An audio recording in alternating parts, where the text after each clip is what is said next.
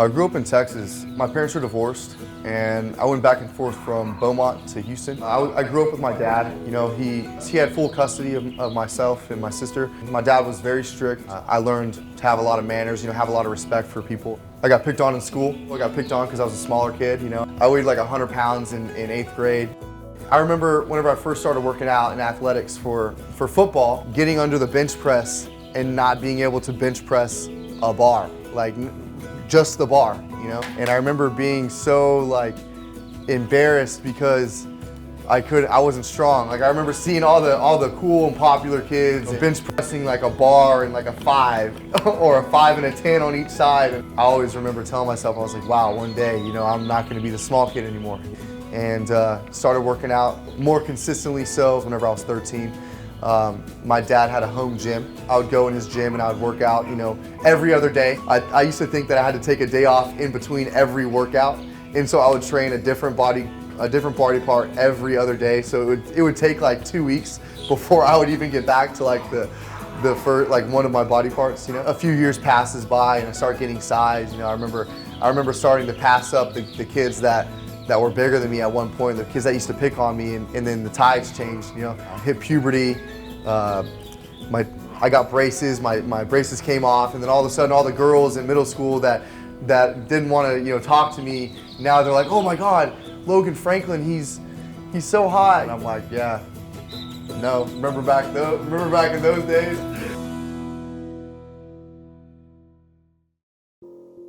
I joined the military whenever I was 17 years old, going through the senior enlistment program.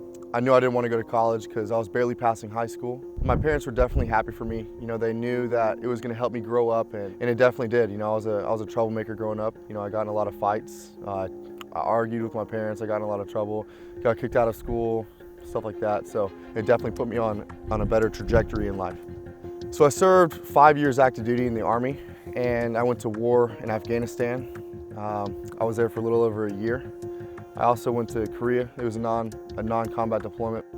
The military and bodybuilding, it's a very inconsistent, progression. The way it can help you is because there's really nothing to do, whenever you're on base. You have one of a few choices. Either you go to the gym, you better yourself in the fitness, as a fitness standpoint, or you go and you be a lazy fuck and you play video games and get fat, There's different things that you can do, but that's your choice, What choice are you gonna make? Are you gonna make time for it? Are you gonna push things that are, that sound nice to the side to just have, a few hours to go to the gym? Are you gonna sacrifice sleep? It is what you make of it, if I could say that. You really just have to make time for it, You don't have to have a gym, to be able to do something to get a pump. I mean, I was doing pull-ups, off the side of a truck. I was doing barbell curls with a 50 caliber barrel, So there's things that you can do to try to work around not being able to go to the gym every day. If you wanted something bad enough, you'll find a way to work around what's, holding you back. I completed 5 years active duty and I got out with an honorable discharge. The military has my greatest and my worst times of so far in my life. I mean, the brotherhood that you grow and you have in the military with the people that you're with every day. You go through hell together, you go through highs and lows together. You don't find that brotherhood anywhere else. Transitioning from the military to civilian life, I've been out for 4 years now, and I still have trouble adapting. I was in war. I experienced things, I'm still trying to adapt. I'm still trying to get over things that, I've done or I've gone through, things that I've seen. I'm always gonna have that soldier mentality, it was trained into me, it's a part of me now, and it's never gonna leave.